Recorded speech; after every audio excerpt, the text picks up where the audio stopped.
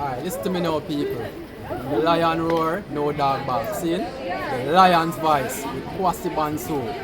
Time right now for the lion to tell his story. See? Listen up.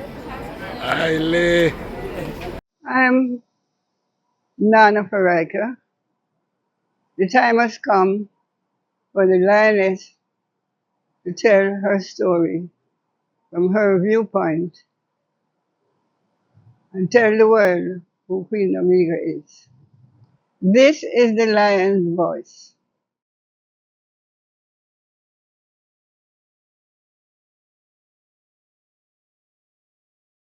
So at the university, I was there with Dr. Floyd Morris, the person who was in the leading person in the Senate.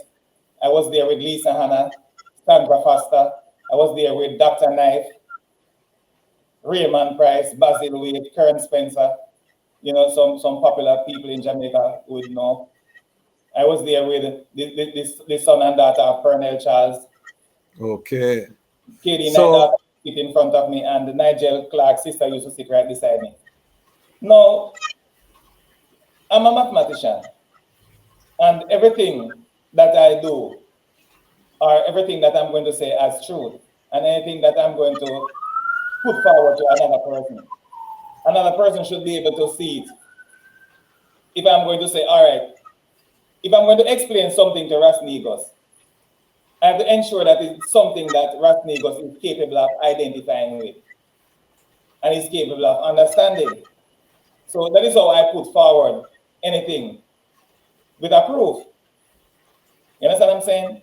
So as it pertains to divinity, I'm still having a struggle with explanation, definition, perspectives. I'm not so sure if it is a struggle as much as it is a journey. You understand what I'm saying? So the whole divinity of His Imperial Majesty, Haile Selassie, which is, of course, one of the greatest examples that you can find of anybody who ever occupied flesh on the face of this earth. And someone who's teaching, I take just a lot more than just seriously, like I would take the teaching of my mathematics teacher. So as I go through school, now this might be a shock to a lot of people. I received a specialist mathematics teacher in grade 5 in primary school and grade 6. So I had specialist mathematics teachers from a tender age. So from age 10, I had a specialist mathematics teacher teaching me mathematics in primary school. Then after that, I attended Cornwall College, and of course, Mr. De Bruyn, the greatest mathematics teacher.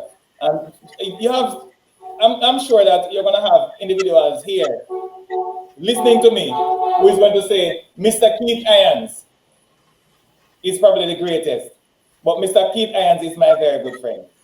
I know Mr. Keith Irons is one of the greatest mathematicians ever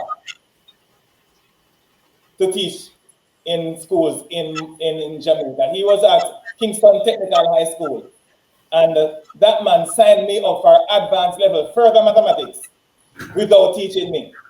And that is how much he had a respect for my natural ability.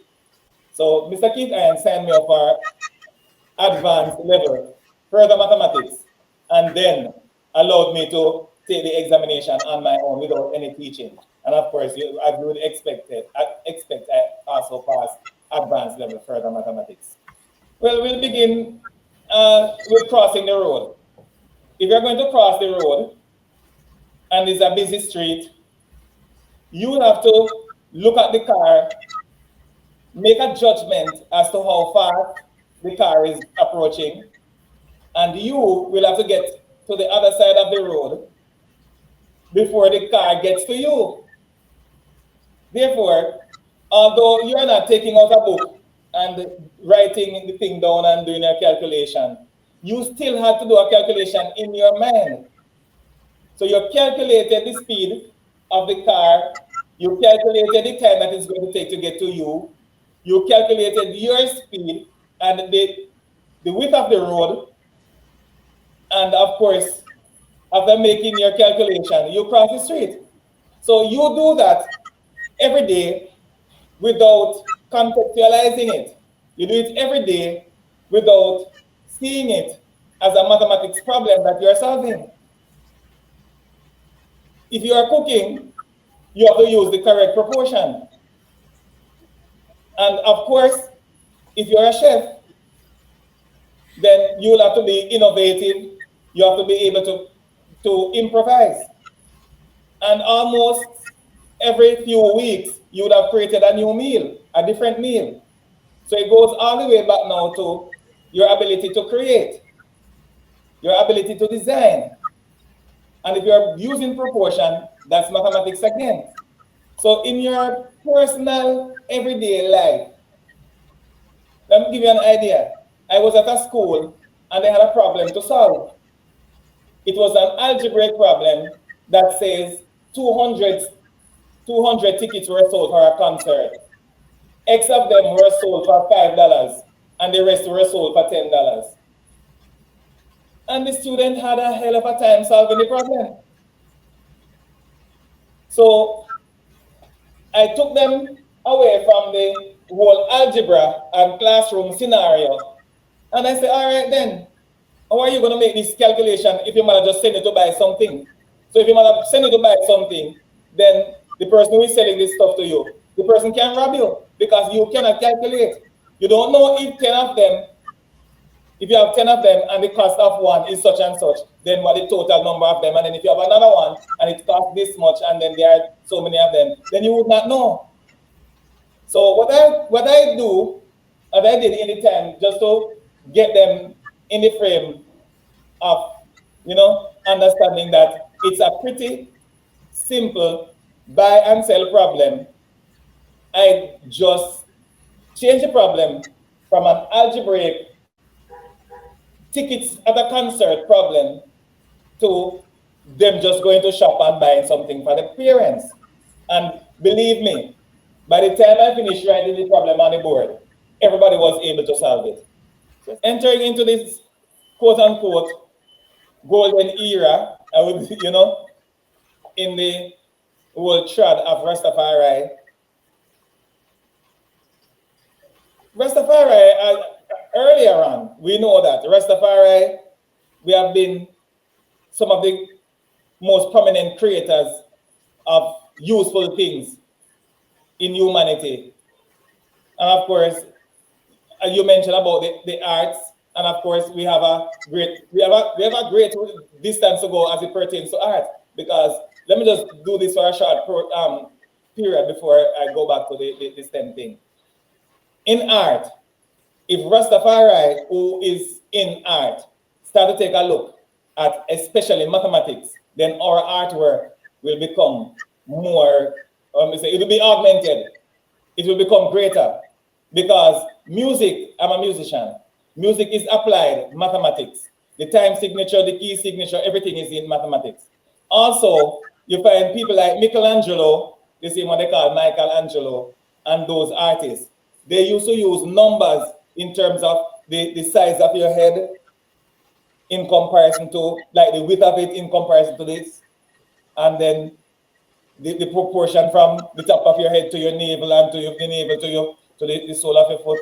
So they have this kind of proportion that they use and they calculate.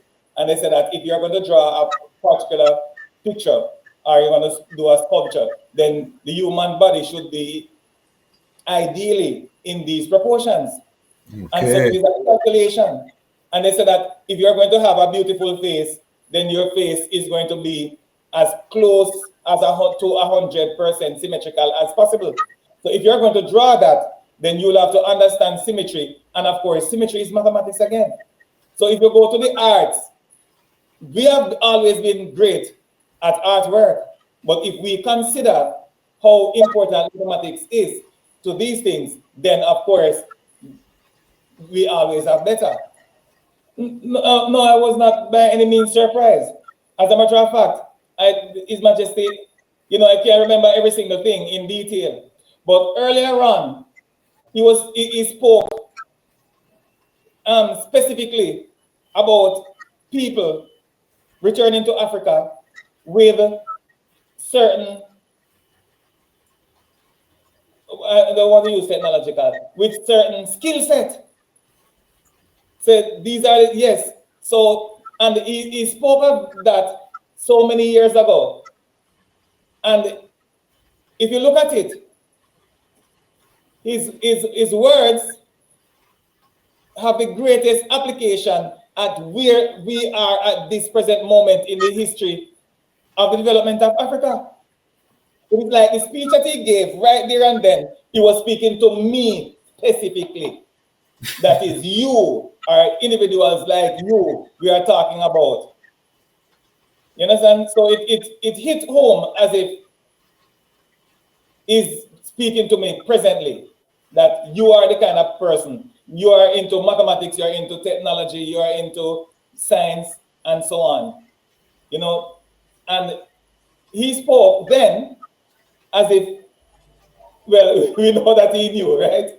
Some of the things that are the computers are used for. I'm a trained programmer, so I did IT. I wrote some of the most sophisticated programs when I was at the university. But before you wrote the programs, the professor usually give you a document for you to sign it over to the professor. So when you finish writing the program, like my electronics project was a computer program because they thought that I was a very good programmer. So even in the electronics class, my final project was a computer program. So I had to sign it over to the professor. So when you finish the project and you hand in your project, you have no rights to the computer program anymore. So the professor now can use it now as his own program that he developed to do such and such. So when I'm speaking to you, I'm not speaking to you as somebody who is distant from technology and who don't know nothing about technology. I wrote the computer program to interface the phone with the computer. So when you dial a number, it tells you the area code and tells you the area code of where. It tells you how much it costs for you to dial there and speak to someone. And as you speak, you can see it on the screen where your bill is going up and up and up. When you hang up, it gives you a final analysis in terms of the financial stuff concerning the call that you have just made. So I did that when less than 1% of Jamaicans have cellular phones. That is when I wrote that program. And it worked perfectly, by the way. So when I'm talking about technology, I'm not talking about technology as if I don't know what I'm talking about. And my information technology project was a computer program to manipulate the memory of the computer. And then when the professor saw it, he said, no, don't bother to write that one too dangerous. Write an assimilating program that behaves as if it is doing it, but it's not actually doing it. So that is what I ended up doing. So when it pertains to technology, I am not just a person who just go on computer, go type in my name and stuff. Me program it to the lowest level. When I say lowest level, you mean the most difficult part of it. You understand what I'm saying? Yeah. So when I say that AI, I think it is very, very dangerous. Yeah, I use AI every day. I cannot think of a day that I don't use AI now. There's a great chance that I use AI every day. I cannot remember a day that I don't use AI. I use it every day. But I know the difference between what? Use and abuse. Abuse. Well, I've studied Pan-Africanism about Nkrumah and, all of the Peter Abrams, all of the, the Pan-Africans. I did some extensive reading about those individuals. And believe me, I think that I am one of the most privileged African on the face of the earth because I was privileged to hear Peter Abrams on the radio because I used to listen to him. Although I didn't understand much of what he was saying, I would sit down there all day and listen to his voice until the program is finished. And, to know that this struggle, look here, some things that I read concerning Africa and especially colonization. I am really, really, really privileged and I'm really honored and blessed to be right here and now to know that Niger, Burkina Faso, and the other one, Mali. Yes. Yes, those countries, the leaders, I can't even express it. When you look at what they do to Patrice Lumumba, Sankara, when you look at what they do to many others, it's not just those few. And the whole thing coming from as far back. Believe me, what is going on now, I know that this is the beginning of the end of Western domination of this world. The first thing that we have to do as Rastafari is we have to have the development of a holistic food and feeding program. And when we say holistic, the first thing that we have to think about is what we say now? Not longevity, because longevity should probably have the sustainability. So we have to think about the sustainability of the food and feeding program, which will have to do with farming, 100% agriculture. That has to be a part of it. Now, could you believe that somebody who did so much work at the university in electronics and information technology is writing portions of a book in his own handwriting? There it is. Because I know that in a few years' time, the handwriting is going to be lost. The ability to write with the hand.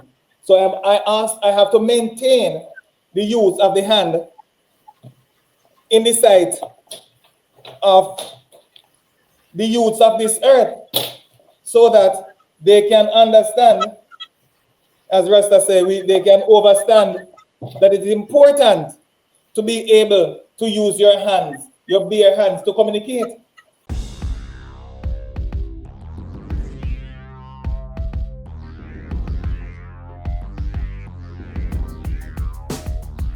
Well, lion voice, tell them that's the people first choice. Lion voice, make the lioness them feel nice. Lion voice, with the lion cubs we sacrifice. Lion voice, got to show the people them the life. Lion voice.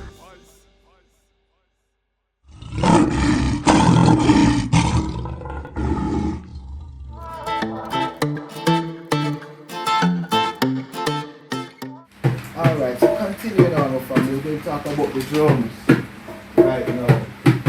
The bass drum is the foundation. It gives off that frequency.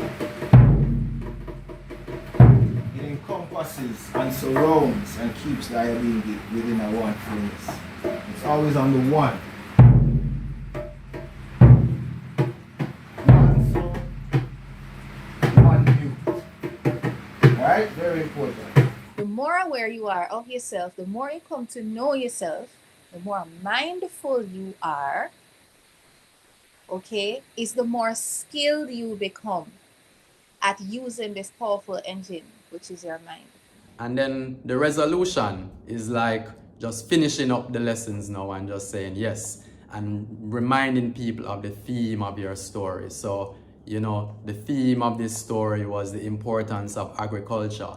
For the motherland, cradle of civilization, for the ancestors and their indomitable spirit, for the elders whom we can learn much, for the youth who represent our promise for tomorrow, for the people, the original people, for the struggle and remembrance of those who struggled on our behalf, for Umoja, the principle of unity that guides us in all we do, for the Creator who created all the things great and small. We give thanks. Let's go through the principles. The first one, blessed love and greetings. Welcome to day 5, our last day of camp. That's sad, right? Too short. Just when I started to have fun, it's over. But it's been fun, and we'll do this again next year, most definitely. Looking forward to seeing you all again, and stay connected after camp.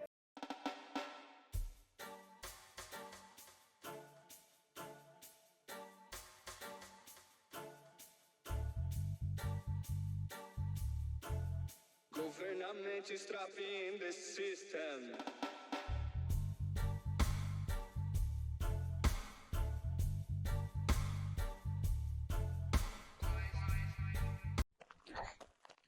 Jano, I'm so hungry, bro. I haven't eaten all day. Like, my head started to hurt me too. Like, what now could I eat right now? What about a city samosa?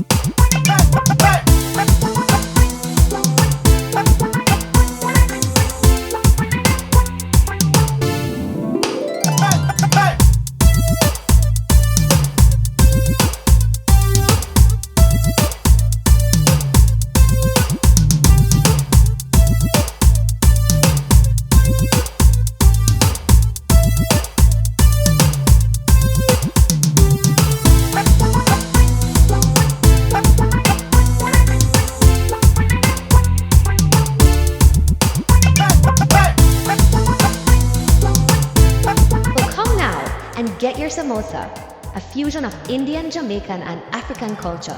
City samosas, the best samosas in the city.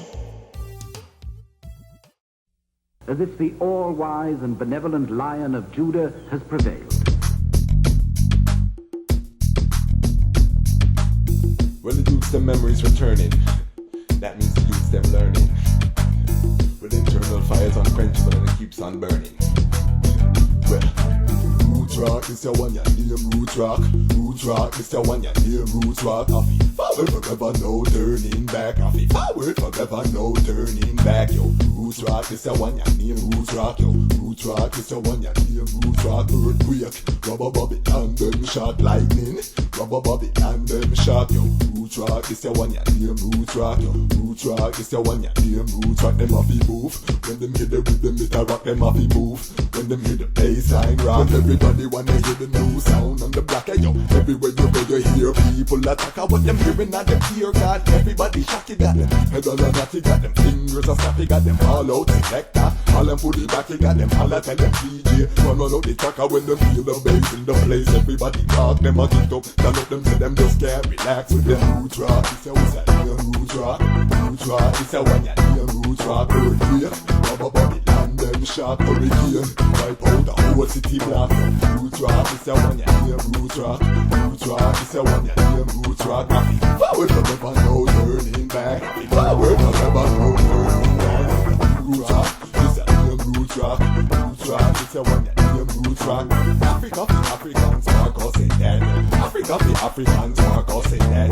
Root Rock, it's a name Root Rock. Root Rock, it's a one ya name Root Rock. Them have to move. When them hit the rhythm, it a rock. Them have to move. When them hit the bassline rock. King Ras Tafari, be not forgot. See the youths them start learn all of the facts. Fire start burn, everybody feel hot. I listen, I see, I sit up and I watch them use African drum come to vibe the back. Everyone in the club, see how them react. Hurricane blow, make it the soft app. See them in the dance, use them start on the clap. Off we stand for the blacks and we stand for the man. When the police come attack with the Root Rock. It's the one that name Root Rock. Root Rock, it's the name Root Rock. It's the Root Rock, wanna see everybody rock. It's the Root Rock, I see the whole world around. Root Rock, it's the one that name Root Rock. What do you have to tell the people about Ras Tafari? Light to the world. The king of kings and the conquering line of the tribe of Judah. Elect himself. Hey yo, yeah, hear them high, hear the black king on the 23rd of July. So tell them guy who praise God up in the sky, it's a lie. The Almighty living on your night. From ancient time them a try. Them Romans know them just open them suit and ties. Criminals ain't got no alibi, they stole my people. Then them come without them genocide. Are you talking about slavery? Them couldn't kill the lion will come conquer Judah tribe. Go through tribulation, and I strive, see sufferation, and I still rise. That's why we tell them in America, live Rastafari in every ghetto area. We come to tell them in a Toronto, straight at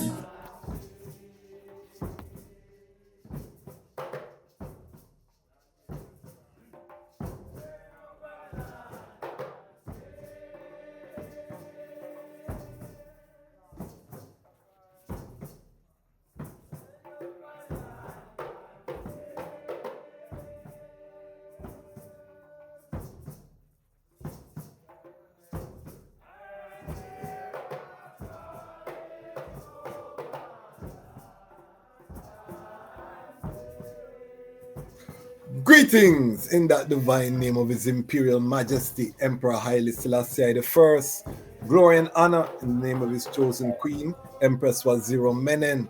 My name is Kwasi Bansu, aka the Chasmach Kwasi, aka Ras Kwasi, aka the Reading Ras, aka the Pan-African Happy Man, a creative industry attorney. I'm an artist, I'm an author, I'm an actionist, and right now I am the host of Lion Talk. Welcome to Lion Talk and welcome to the Lion Voice Network, where the lions are telling our own story. Today's episode, we continue our series on Rastafari and STEM, science, technology, engineering, and mathematics. We are talking about the Rastafari golden age that is coming, the institutions necessary. How do we build this Zion that we chant about, that we sing about, that we told the world about? It's going to take some mathematics. It's going to take some engineering. It's going to take some technology development. You know what I mean? It's going to take all of these things. So this is why we have to talk about it. How do we prepare our young people for these professions? How can we be strategic in terms of routing Rastafari youth? So you don't have to run on a stage and be an artist, you know what I mean? Why don't you be a mathematician, you know? And we can now show examples of this to our youth. So this is a dynamic liberty. His Majesty has touched the hearts of ones from all walks of life, you know, all aspects of the Irites, you know what I mean? Every knee shall bow, every tongue confess that He is the highest. So it's a joy to have our guest for today. Before I bring forward this mathematician, this lecturer, you know what I mean, this genius mind, I have to big up the Lion Pride. If you subscribe, you are part of the Lion Pride. Big up on yourself. We are now 40,000 plus around the world.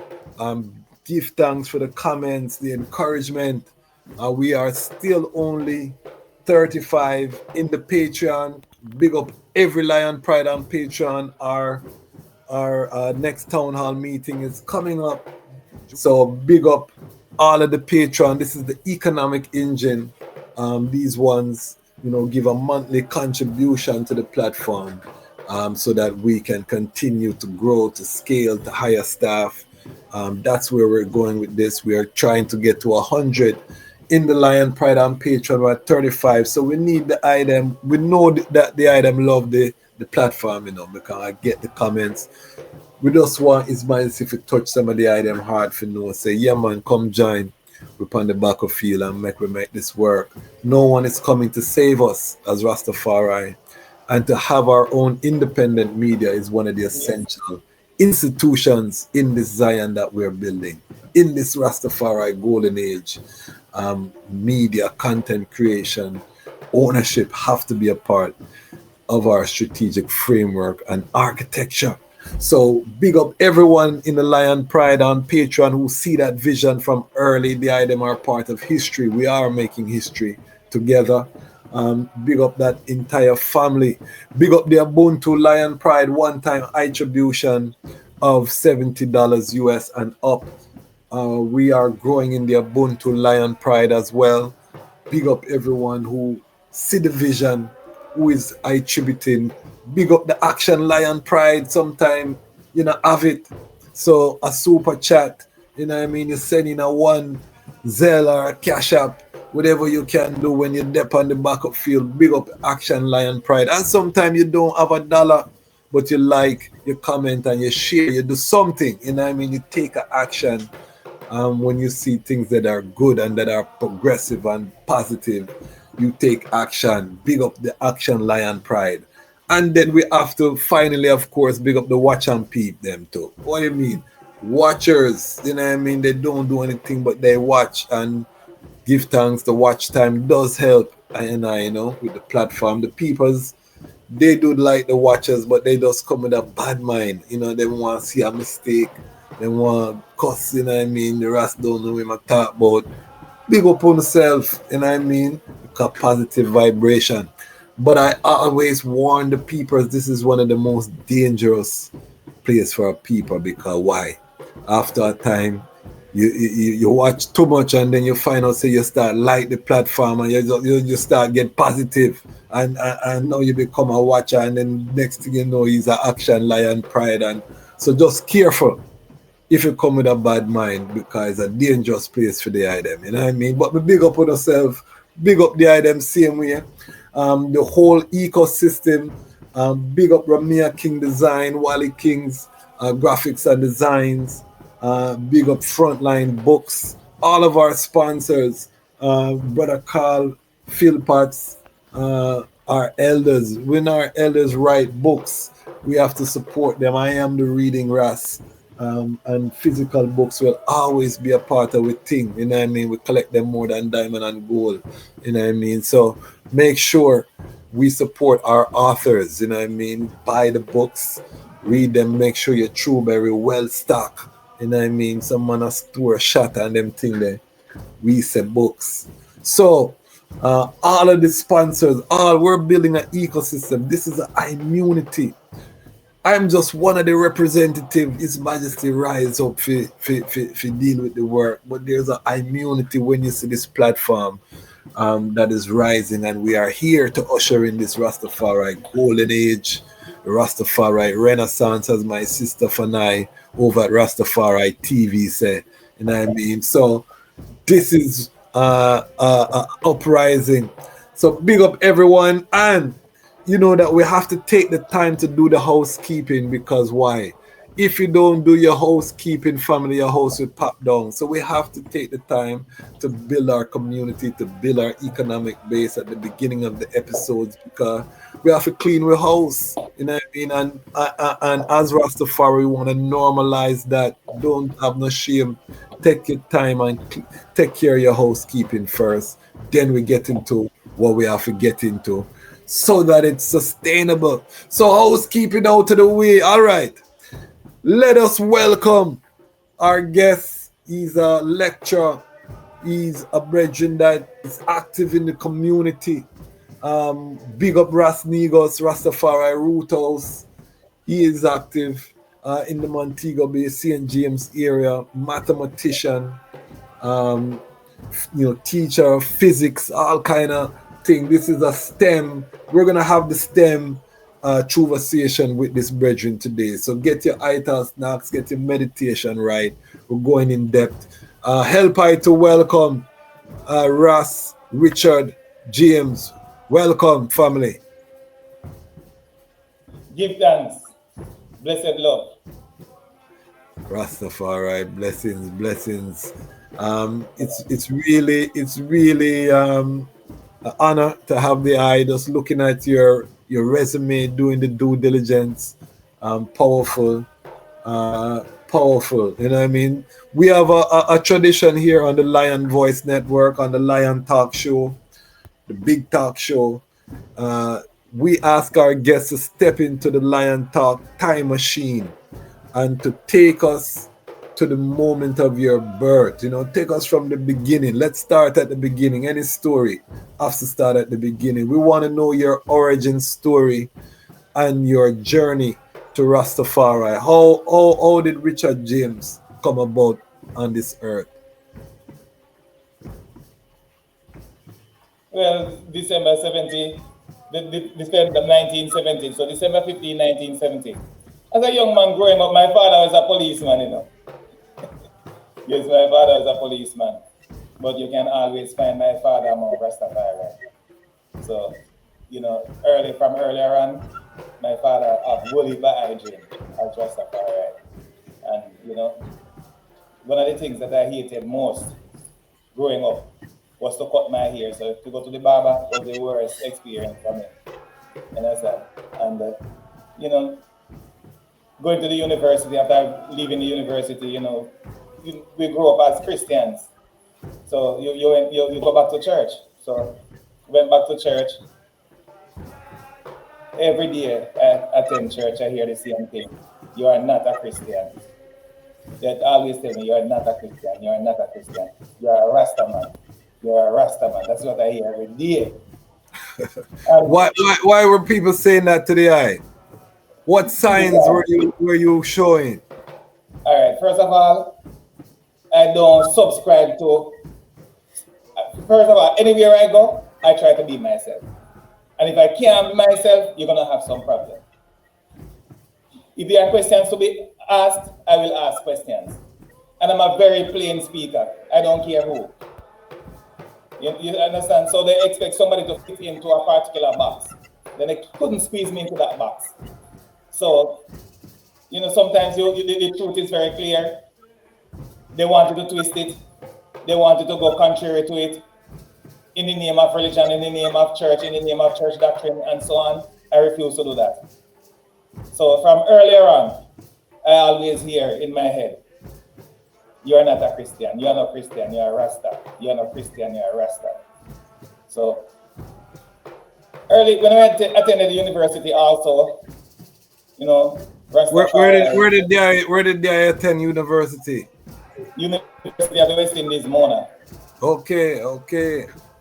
So I was at the university. So if you want to get an idea, so at the university, I was there with Dr. Floyd Morris, the person who was in the leading person in the Senate. I was there with Lisa Hanna, Sandra Foster. I was there with Dr. Knife, Raymond Price, Basil Wade, Kern Spencer. You know, some popular people in Jamaica who would know. I was there with the son and daughter of Colonel Charles. Okay. Katie Knight sit in front of me, and Nigel Clark's sister used to sit right beside me. So is that before? Is that in the era of Taylor Hall as a ground? Yeah, man, Taylor Hall was always there, and Dr. Knight was in Taylor Hall. I was in Chancellor Hall. Okay. Yeah. So were you part of some of the Steam Chalice session over Taylor Hall with Dr. Knife? Well, Dr. Knife and I used to fight every time we have football. Yeah, and you see, as soon as the football game finish and the fight finish, you know, said I drink gone back, you know, you couldn't even tell. So we used to fight. You understand? So that's how we used to be. And Dr. Knife, you know, a wonderful person. Even before we signed up Rastafari, CMA, Dr. Knife was always a wonderful person. Okay, so in university, you hadn't signed up Rastafari at that time yet? No, you know, because even when we returned to the university, we gone to church. Okay. So this is I love this because I love stories, because myself, I didn't embrace Rastafari till I was at university, you know what I mean? So I was older by the time I came into the knowledge, and I love to get the story them. What you know, yes, you didn't like the church doctrine, but that doesn't mean that you jump to Rastafari, which is a whole, you know, another perspective. What was it about Rastafari that made you gravitate to Rastafari? First thing, you can always be yourself. Yes. So I always say this, and maybe it's an extreme statement, right? Because maybe it's an extreme statement. I always say that everybody who used to go to church are hypocrite. And then ask me why. I say, because I've been to church for so many years, and I realized that there's nobody who goes to church who can actually be himself. Okay. You always have to be a pretender, to some degree or another. You know what I'm saying? So, church could never ever sustain me, because at the same time, I'm a person who I always wanted to be myself. Okay. So if I want to wear a t-shirt and a khaki pants, I just want to put on a t-shirt and a khaki pants. If I don't want to wear a tie, I just don't want to wear a tie. Okay. But you have to find yourself into a particular, what I would say now, you just have to fit into a particular mold. And it is impossible to fit me in a mold. So, just to be myself, I have to wean myself from church doctrine and church practices and dogma and norms in order to just be myself. Okay. So in terms of ensuring that you are going the right way, did you do research? Were you reading books? Did you go to Naya Bingi? You know, what was your pathway to the liberty of Rastafari? Well, a Rasta man by the name of Profi is my wife's cousin. And I don't mean distant cousin. And I've always been around Rastafari. Bongo Money, African symbol. If you're from Montego Bay area, you know them. Yeah, man. Bongo Yeah. Joe. Yeah, I'm not so familiar with Bongo Joe, but Bongo Money. Bongo Money, okay. Yeah, man, Bongo Money, of course. Naya Bingi, Spit 4. Yeah, man. So, Dr. Nama, you know Dr. Nama too? Maybe. And I know Sister Aita, you know. Okay. So yeah, man, it's. Go ahead. Sister Aita had a good influence on me earlier on also. So how do you cite the divinity of His Imperial Majesty? You know, how does the eye coming from the church, not wanting to follow rules? How you look at this emperor? No, I'm a mathematician, and everything that I do, or everything that I'm going to say as truth, and anything that I'm going to put forward to another person should be able to see it. If I'm going to say, all right, if I'm going to explain something to Ras Negos, I have to ensure that it's something that Ras Negos is capable of identifying with and is capable of understanding. So that is how I put forward anything with a proof. You understand what I'm saying? So as it pertains to divinity, I'm still having a struggle with explanation, definition, perspectives.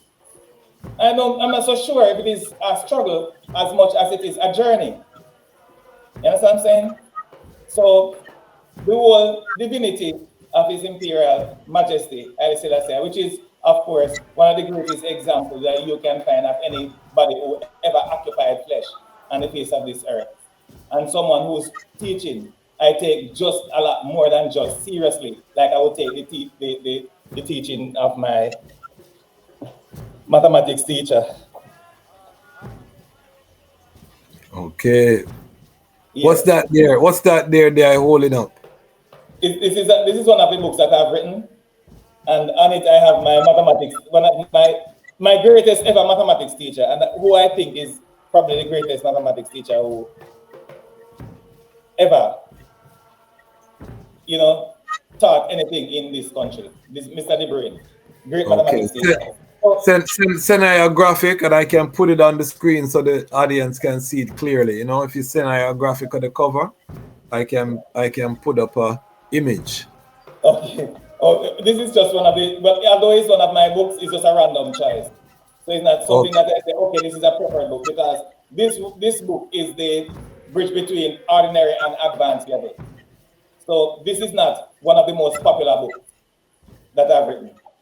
Okay. Yes, so it is Okay. for students who are moving over into advanced work in mathematics. But I give thanks for that honesty. You're still on your journey in terms of the divinity, but you like what you see in terms of the man. You know what I mean? And one of the things that I love about Rastafari is regardless how you see the divinity, even if we just stay with the man and you do your due diligence and your research, you would see that this is excellence, you know? You would see this is the personification of dignity, of morality, of standard, of discipline, you know what I mean? Of leadership. Leadership, you know what I mean? Example, morality. So Especially morality. yes, so I give thanks that the eye is honest, and that's why I asked that question, because every Rastafari brethren that you would ask would have a different answer, you know. Yes. And but how a one answer to I gives us a lot of context in order how we arrange there. So as once the eye sees myself as a standard, now me can know, you know, how to treat what the eye say. Me realize say you identify that, you know what I mean? And that is important and critical, and you identify as a Rastafari brethren. You know, which is great. So in terms of being a young man, when did you find out you had a gift for mathematics? That's very, very early. So, you know, for anything that you're going to excel in, you're going to be very successful in, you have two things that will cause you. You'll have the natural tendency towards it, natural ability, and also the environment is always going to be a very good contributing factor. So if somebody turns out to be a great mathematician, then the environment has a very, you know, great role to play. And my father insisted that one of us had to excel in mathematics. So every one of us was placed through a kind of regiment or a kind of, you know, exercise as it pertains to our development in mathematics. Because we have to report what we learn in mathematics class, we have to show what we got right, anything that we got wrong, we have to do it over, we have to sit at the table, we have to keep on working at the subject. So my father was the first person who insisted on that. So as I go through school, now this might be a shock to a lot of people. I received a specialist mathematics teacher in grade 5 in primary school and grade 6. So I had specialist mathematics teachers from a tender age. So from age 10, I had a specialist mathematics teacher teaching the mathematics in primary school. Then after that, I attended Cornwall College, and of course, Mr. DeBrain, the greatest mathematics teacher. And you have, I'm sure that you're going to have individuals here listening to me who is going to say, Mr. Keith Irons is probably the greatest, but Mr. Keith Irons is my very good friend. I know Mr. Keith Irons is one of the greatest mathematicians ever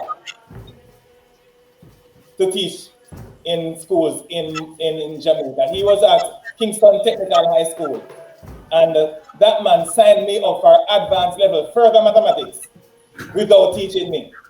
And that is how much he had a respect for my natural ability. So Mr. Keith Irons signed me up for advanced level further mathematics, and then allowed me to take the examination on my own without any teaching. And of course, I would expect I also pass advanced level further mathematics. Serious. So, yes. So from an early age, I was excellent at the subject. So it was natural to me, and as fate would have it, I was given probably the greatest environment that any human being could ever get in this country as it pertains to development in mathematics. So that is how I ended up being the kind of mathematician that I am. Does it come easy, or is it something that you have to work at to attain a high level of proficiency? It's always going to take some hard work. But some of the things that some students find impossible don't make any sense at all. They make perfect sense for me. You have a course that we did at the university known as abstract algebra. Yes, abstract algebra. A lot of students couldn't make heads or tail of it. It does not make any sense to them at all. I got A for abstract algebra. Okay. Yes, and one of my colleague from Cornwall College, Andrew Wynn, he was there with me, and he also got A for abstract algebra. So things that individuals would find difficult or even impossible, I find them quite attainable in the subject. It's serious. It's serious. What I'm getting from the eyes that His Majesty has a great plan, this golden age that I speak of. I'm saying, why is His Majesty calling the mathematicians at this time? Obviously, the brethren is very well versed in the area of mathematics, and he could have gone in the Jehovah Witness. Him could have be Buddhist. Him could have be Muslim. Him could have go anywhere, but him say him want the amongst I and I, Rastafari. So what does that say? It means that it's a time of building. Why is STEM important?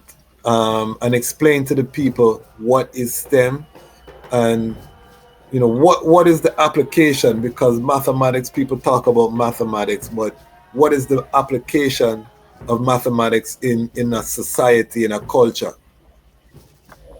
Well, we'll begin with crossing the road. If you're going to cross the road and it's a busy street, you will have to look at the car, make a judgment as to how fast the car is approaching, and you will have to get to the other side of the road before the car gets to you. Therefore, although you're not taking out a book and writing the thing down and doing a calculation, you still have to do a calculation in your mind. So you calculated the speed of the car, you calculated the time that it's going to take to get to you, you calculated your speed and the width of the road, and of course, after making your calculation, you cross the street. So you do that every day without contextualizing it. You do it every day without seeing it as a mathematics problem that you're solving. If you are cooking, you have to use the correct proportion. And of course, if you're a chef, then you will have to be innovative. You have to be able to improvise. And almost every few weeks, you would have created a new meal, a different meal. So it goes all the way back now to your ability to create, your ability to design. And if you're using proportion, that's mathematics again. So in your personal everyday life, let me give you an idea. I was at a school and they had a problem to solve.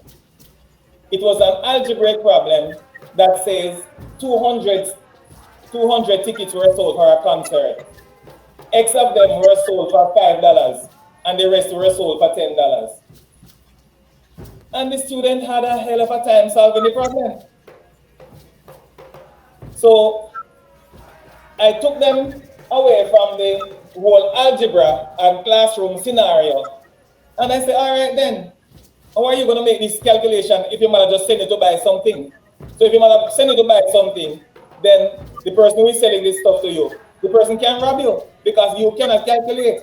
You don't know if 10 of them, if you have 10 of them and the cost of one is such and such, then what the total number of them, and then if you have another one and it costs this much and then there are so many of them, then you would not know.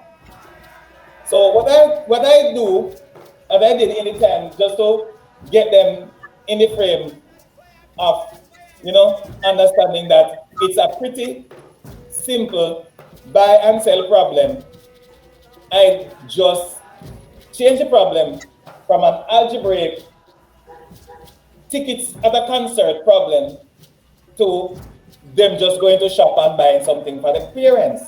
And believe me, by the time I finished writing the problem on the board, everybody was able to solve it. So I said, students, this is the same problem that you got just now. So why is it that they could not solve this problem? And I gave them the problem again. And of course, you know, surely they finished the problem in a few seconds. So mathematics must be shown to have real life application where possible. You know, you have things like abstract algebra where you would have to go something like transmitting code, something sophisticated to understand some of these things. But of course, a lot of the things that we find very daunting at that level, even at the CXC level, they are quite practical stuff that just basic mathematics and common sense will be able to solve. Now, as we realize, if we're going to put it in our historical context, where we are as a people, where Africa has to go through some amount of development, because right now we are taking our countries back, and therefore we'll have to do things for ourselves, which is what, I don't know if that's a correct statement, but as a matter of fact, a lot of stuff are going to be done by us. So we are going to be the movers and shakers of Africa, because we are actually eliminating the colonizers at the moment.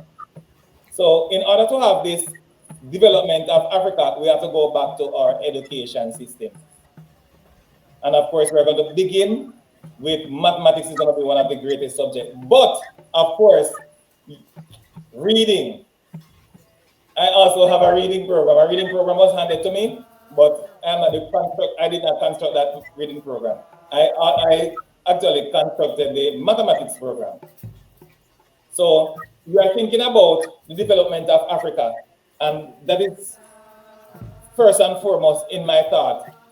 In terms of what to do with my mathematics program, that is what I think of more than anything else. Not even so much Jamaica, because everybody knows how sophisticated Jamaica is. Jamaica does not have an education problem, by the way. And we do not have a mathematics problem, by the way. What we have in Jamaica is political problems, where the politicians refuse to take stuff like Richard J's mathematics resources, which would be the best set of books for students growing up to use in their mathematical development. The whole thing about concepts, ideas, you know, ability to reason, logic, and so on, critical thinking, Richard James mathematics resources. But as you imagine, no one is interested in that. So I'm just hoping that my people, my real people, are so much interested in the mathematics resources that, you know, they'll at least take a look at it with the intention to cause it to be a contributing factor in the educational development of the, what I always call it, the united Africa. So as it pertains to STEM, you know that as you speak science, mathematics is going to be the backbone.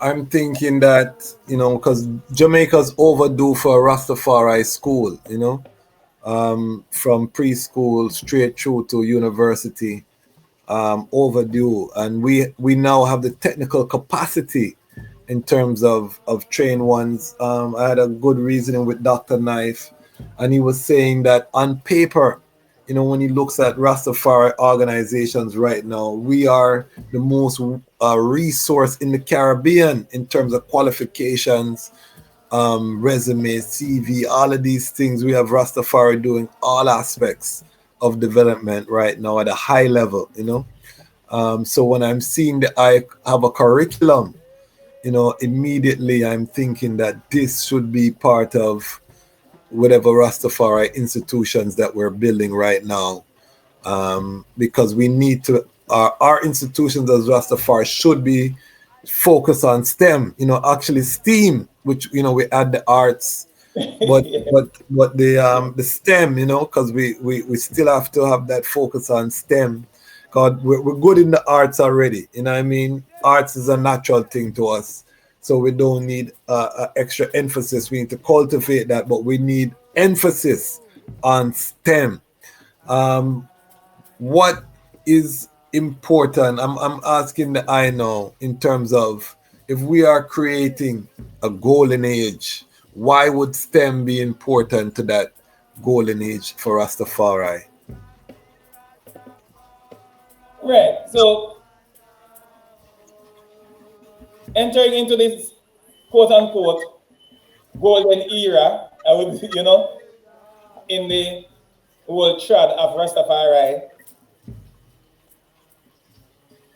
Rastafari, earlier on, we know that Rastafari, we have been some of the most prominent creators of useful things in humanity. And of course, you mentioned about the arts, and of course, we have a great distance to go as it pertains to art. Because let me just do this for a short period before I go back to the STEM thing.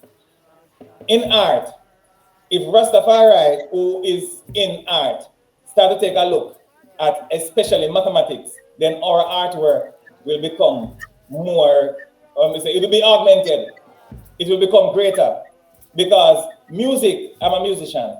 Music is applied mathematics. The time signature, the key signature, everything is in mathematics.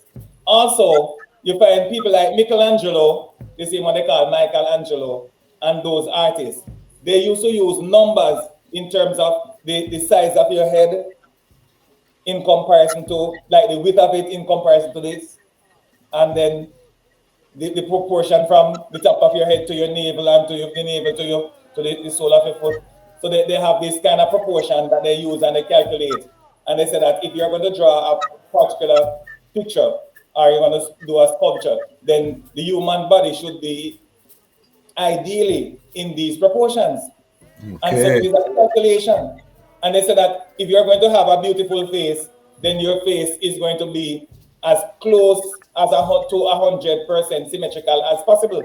So if you're going to draw that, then you'll have to understand symmetry. And of course, symmetry is mathematics again. So if you go to the arts, we have always been great at artwork. But if we consider how important mathematics is to these things, then of course, we always have better. As Prof. used to say, that he wants to be better and better and better and better every day. And the scope is there for us if we study. Now, of course, one of the things that I said before is foremost in my thought is what? The development of Africa. And if we're going to go in that direction, we'll have to go to technology. And of course, if you read the speeches of His Majesty, and for those that you can hear in words, you will hear him endorsing technology. Right? So His Majesty is a person who is very, very much into our application and use of technology. So we have to go in that direction.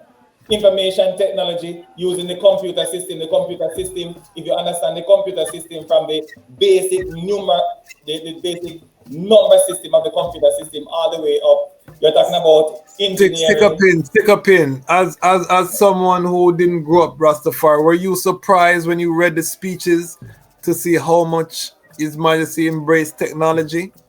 Knowing what you know about the ancient trad of Rastafari from, encountering ones in Montego Bay and round and about, were you surprised when you read the speeches how, futuristic His Majesty was in terms of his instruction to the young educated Ethiopians? No, I was not by any means surprised. As a matter of fact, His Majesty, I can't remember every single thing in detail. But earlier on, he spoke specifically about people returning to Africa with certain, I don't want to use technological, with certain skill set. said these are yes. So and he spoke of that so many years ago.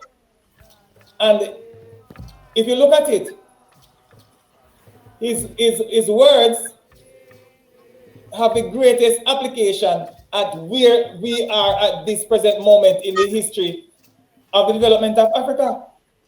It was like the speech that he gave right there and then, he was speaking to me specifically. That is you, or individuals like you, we are talking about. You understand? So it hit home as if he's speaking to me presently, that you are the kind of person, you are into mathematics, you are into technology, you are into science, and so on. You know, and he spoke then as if, well, we know that he knew, right?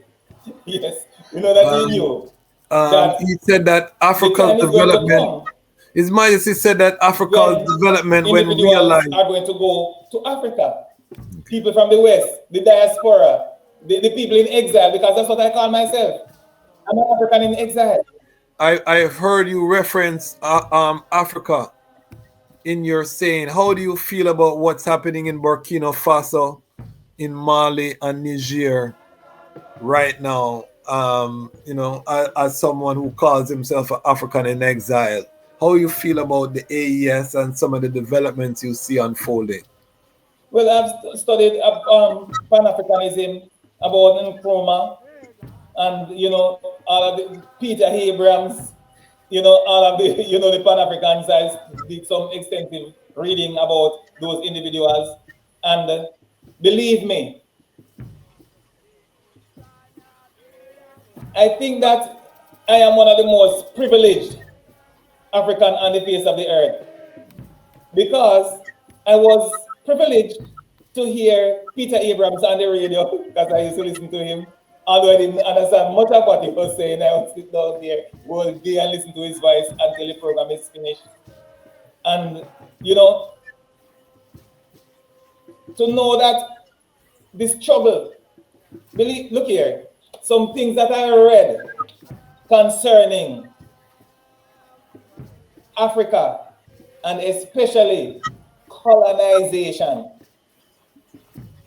I am really, really, really privileged, and I'm really honored and blessed to be right here and now, to know that Niger, Burkina Faso, and the other one, Mali. Yes. Those countries, the leaders, I can't even express it. When you look at what they do to Patrice Lumumba, Sankara, when you look at what they do to many, many others, it's not just those few. And the whole thing coming from as far back. Believe me, what is going on now, I know that this is the beginning of the end of Western domination of this world. And I know right now that Africa is about to take its rightful place in humanity. When you look at the fact that as soon as you see the traffic light, you're supposed to know that when you see the traffic light, you're supposed to know it's a black man invented. Because you see the red, green, and gold there, you know, you understand what I'm saying? Yeah. And the whole, because it is not like anything new for us, It's not anything new for us. You look at the elevator, you look at lawnmower, you must know that this black man make AC. Because anything that is going to be of comfort to you, you must know say a black man make it. Elevator where you don't have to climb stairs, you must know say it's black man do it. Lawnmower where you don't have to chop grass, you must know it's black man do it. So those things. And then we can go as far as hematology. They develop the flow of blood through the human system. We can go as far as that. So it is not that what we are going to be doing is something that we're about to do things that were not accomplished. Maybe, but the equivalent of those things that were pertinent to those days were done already. So it is now for the future that we need the capability. And we're going to do that, as you mentioned, through STEM. And STEM, the backbone of STEM is mathematics. So we're just going to pick up now from where all of those great inventors. Did you know that not Wolfgang Amadeus Mozart, but Ludwig van Beethoven is a black man? Well, it I've shouldn't heard of, surprise. It shouldn't yeah, no, surprise you. I hear all of these things because we expose. I went to Howard University, so we exposed to all of these knowledge from long time. But I love the fact that you are sharing with our audience, because a lot of people don't look into it that way, and a lot of people I find, especially black people, have an intimidation of mathematics. You know what I mean? A fear of mathematics, and so they stay away from it. Even I see this in my family. My eldest daughter, my son have a math brain, but my daughter, she kind of just have a fear of mathematics, like and I tell her it's just a repetition, and really applying yourself, is something that you have to put the time in. What do you say to black children and people who have that, mathematics is intimidating to them? What would you say? Consider the Great Pyramids of Giza. Consider the things. All of those things were designed by black people. So when it comes to mathematics, black people are the author of mathematics. When I'm teaching certain topics in class, I tell my students, you are black. So because you are black, I know that this topic, you will never find it difficult. So you say that you're having difficulty understanding circle theorem. That's a learned behavior. So that is a culture. So it's something that you learn. It is not something that is intrinsic in black people. Now, what is intrinsic in black people is our natural ability for mathematics. So we are natural, black people, we are natural mathematicians. The fear that we have and the quote unquote inability that we believe, those are just learned behavior, and nothing could be further from the truth. We are the original mathematicians of Earth. Black people used to use a naked eye and look at the stars and do all different kind of plots and come up with all different kind of sequences with the dates and the time and whatever happening on the face of the earth without telescope. So we are really the author, and then we are going to be the finisher if there's going to be an end.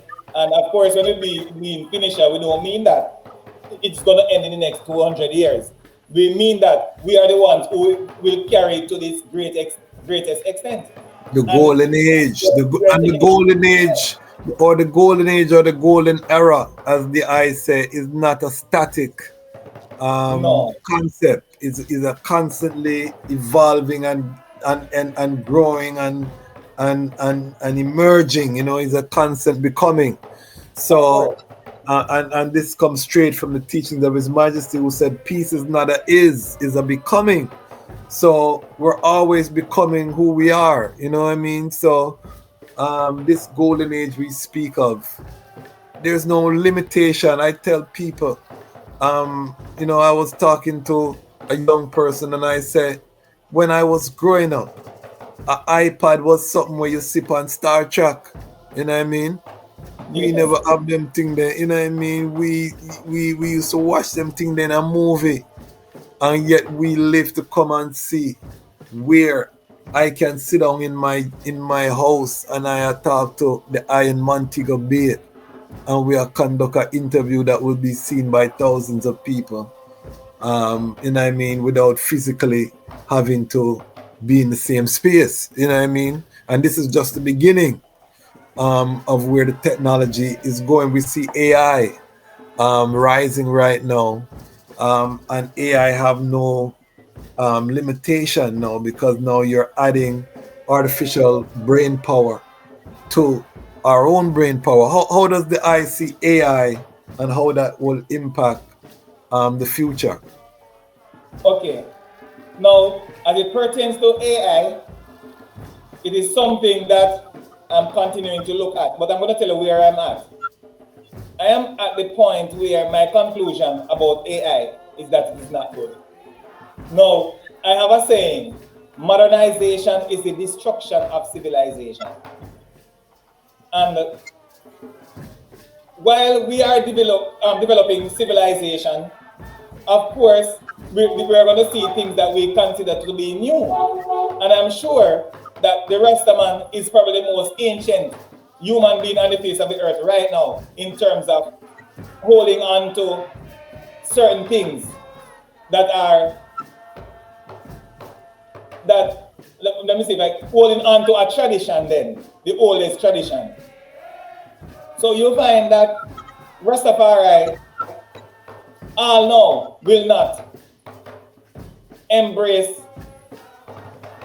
the liberal application of abortion, right? And then we will not even accept wholesale homosexuality either. Because Rastafari, we believe in creation, aeration, and we believe in procreation. And both of those are contrary to our own existence. You understand what I'm saying? And I don't know if sometimes I overthink things, but how can you stand up and speak expressly in favor of abortion? That is the most ridiculous thing I've ever heard, because if you were aborted, you couldn't do it. You understand what I'm saying? So looking at it from a logical perspective. So we are going to come now and they're going to tell us now that no, these things that we hold on dearly to, which of course are of ancient thing, tradition for Rastafari, that those things, no, we are living in modern time. Of course, things are evolving. They always have changes, right? But changes to what? And changes to what extent? So the AI now, and some of the things that are the computers are used for. I'm a trained programmer, so I did IT. I wrote some of the most sophisticated programs when I was at the university. But before you wrote the programs, the professor usually give you a document for you to sign it over to the professor. So when you finish writing the program, like my electronics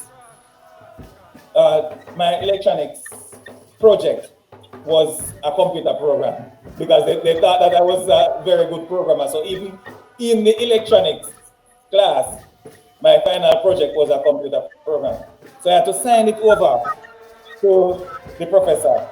So when you finish the project and you hand in your project, you have no rights to the computer program anymore. So the professor now can use it now as his own program that he developed to do such and such. So when I'm speaking to you, I'm not speaking to you as somebody who is distant from technology and who don't know nothing about technology. I wrote the computer program to interface the phone with the computer. So when you dial a number, it tells you the area code and tells you the area code of where. It tells you how much it costs for you to dial there and speak to someone. And as you speak, you can see it on the screen where your bill is going up and up and up. When you hang up, it gives you a final analysis in terms of the financial stuff concerning the call that you have just made. So I did that when less than 1% of Jamaicans have cellular phones. That is when I wrote that program. And it worked perfectly, by the way. So when I'm talking about technology, I'm not talking about technology as if I don't know what I'm talking about. And my information technology project was a computer program to manipulate the memory of the computer. And then when the professor saw it, he said, no, don't bother to write that one too dangerous. Write an assimilating program that behaves as if it is doing it, but it's not actually doing it. So that is what I ended up doing. So when it pertains to technology, I am not just a person who just go on computer go type in my name and stuff. Me program it to the lowest level. When I say lowest level, we mean the most difficult part of it. You understand what I'm saying? Yeah. So when I say that AI, I think it is very, very dangerous. And also we will chat GPT because it means that we are not using our mental capacity anymore. And we know already that if Usain Bolt don't train for 2 months, you have difficulty going out there to qualify, even for Jamaica. So you know that the more you right. So if you don't, it's something that is weaning us from the use of our brains, and we have some difficulty. Now, this is the kind of, I'm going to give you an idea. This is the kind of thing. Which one of these books should I use? Let me see if I would use this one. Yes, I could use this one, or I should use mathematics. I'm going to use this one if I can find it very quickly. Mathematics. I'm going to use it as an example. Now, this book. I know that the further we go into using technology the wrong way, meaning that we use it to do things for us that we should do ourselves, is the further we are going to go into destruction. Now, could you believe that somebody who did so much work at the university in electronics and information technology is writing portions of a book in his own handwriting? There it is. Because I know that in a few years' time, the handwriting is going to be lost. The ability to write with the hand. So I have to maintain the use of the hand in the sight of the youths of this earth, so that they can understand, as Rasta said, they can understand that it is important to be able to use your hands, your bare hands, to communicate. Dr. Hamilton said that she went to Canada and she looked at children in school, and she said that the students in Canada cannot write. That's what she said. And when she saw my book, she said, Mr. James, this is such a wonderful thing, because students in North America, they cannot write. And in the future, stuff will happen that will require that we go back to handwriting. So for my books, the exercise, the answers to the problems at the back of the book, they are done in my own handwriting. And of course, I have books that are entirely handwritten.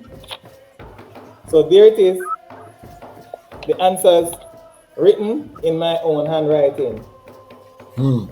That's a heights. Of course, it's for sure, because I know, but if you're going to the front of the book, like you're going to look at your chapter, you see everything, all the makings of a regular book, with your tables, your graphs, nicely done with the computer, all of the diagrams beautifully drawn, just like any other book. But when the students are required to give a response, I've done all of those in my own handwriting. So these are handwritten, because I know that in the future, we are going to need handwriting.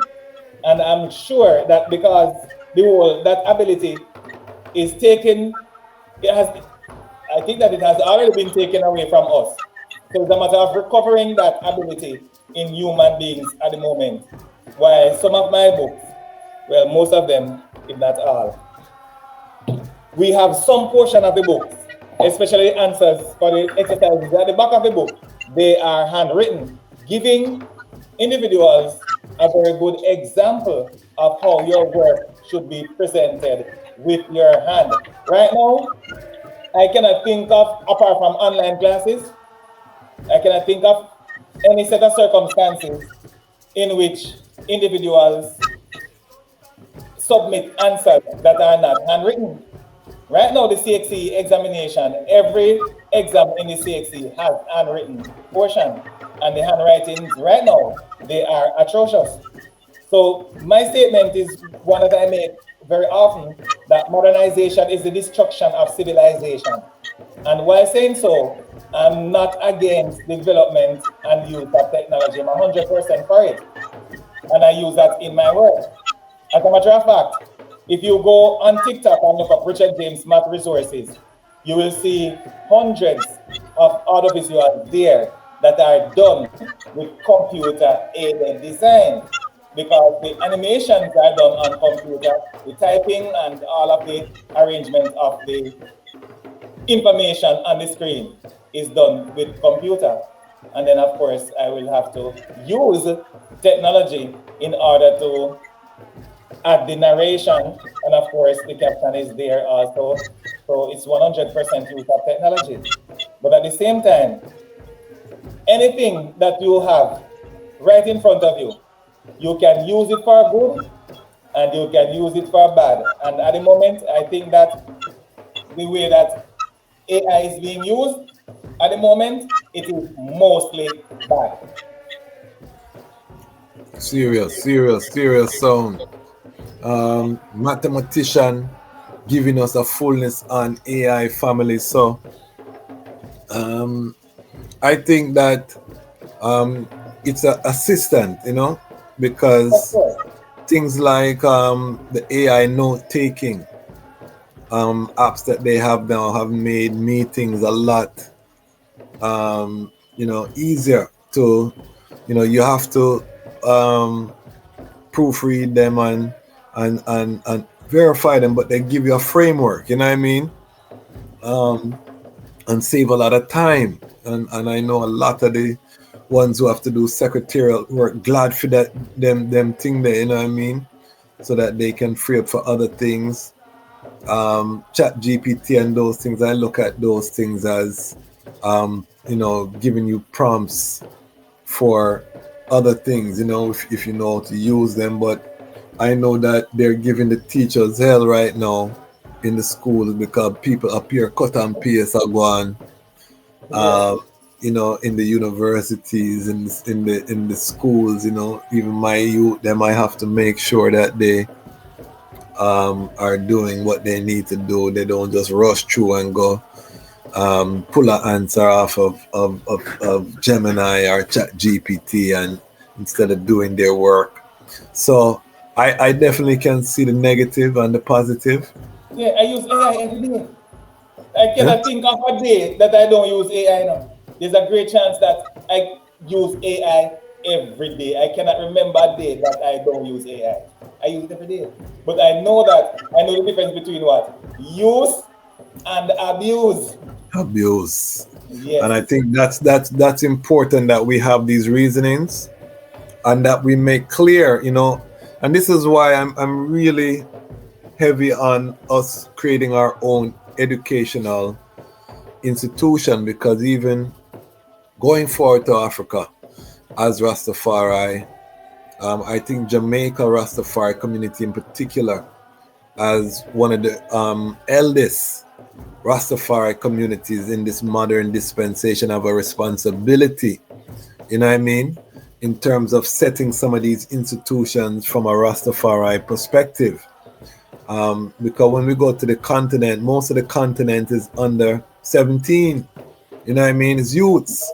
And you have a few Rastafari elders. I've been featuring them on the platform, and we're going to continue to feature the some of the pioneers on the African continent. However, we have to we have to not just return there with no framework, you know what I mean? We need to return there with working models, you know what I mean? And this is why I think we need to start where we are, and start to think about these things and develop these things. And I sound like you're well qualified for help to structure the mathematics curriculum, Yeah, and we need to, as Rastafari, we need to do quite a bit of study, because we don't, a lot of us, we don't know why Rastafari. We don't know where Rastafari. We don't know who, how Rastafari. You have to go back and look at the work of people like Martin Plano, Leonard Howell. If you understand the level that Leonard Howell was on at the moment, when he was, making his contribution to the development of Rastafari in this country, then that man is nothing but a 100% genius, a man who saw visibly, clearly into the future and what is going to be necessary. Emmanuel and those, great Rastafari. No less Mutabaruka. Mutabaruka, that children and I attended school during the same time, So Aishiwawa. Yes. If I see her now, I probably wouldn't be able to identify her. But I heard her name on something about some vegan restaurant in Kingston. Yes. Recently, I heard her name. But it's somebody who I know. She attended Mount Alvernia when I was at Cornwall. Okay. Yes. So I know. Give thanks. And we've had Muta Baruka on this platform as well. Big up Muta Baruka. Big up. I was able to sit up with Martin Plano at the university and get some serious reasoning, through Dr. Knife carry me up there. You know what I mean? So that is one of my great moments within the Levity. Did you get a chance to ever meet him when you were on campus?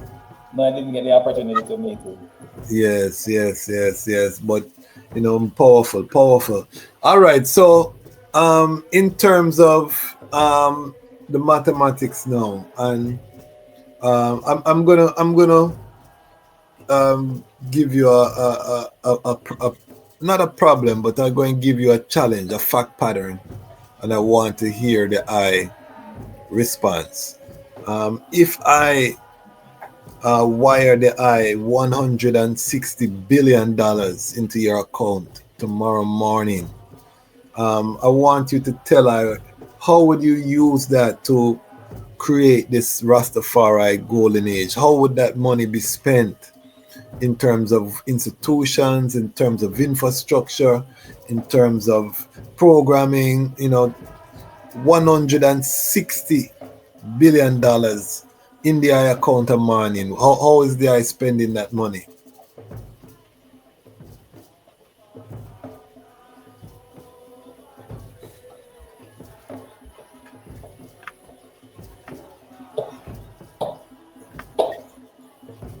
That's quite a bit. Yes, that's quite a large scale. And I think it's in the block, so I'm going to write it lower so that I'm going to write it lower so that it's out of the block. Okay, I can see it now. Yes.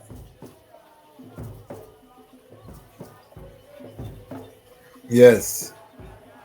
So how are you spending that money, Professor?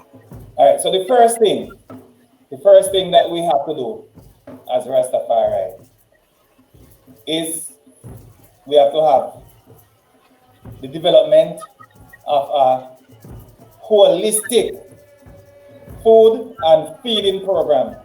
And when we say holistic, the first thing that we have to think about is what we say now?